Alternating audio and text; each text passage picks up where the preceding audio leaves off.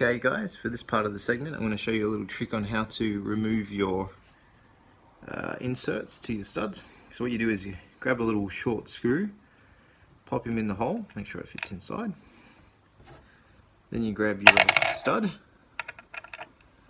screw him in like that, and then it will hit that screw. And what we're going to do is get your screwdriver and start screwing. And what'll happen is that little screw will push against the stud and that'll lift your insert right out of there. As you can see, it's like magic. Just coming out like so. There we go. All done. And what you'll find is the screw will be on the bottom there. Remove, repeat, and you're done.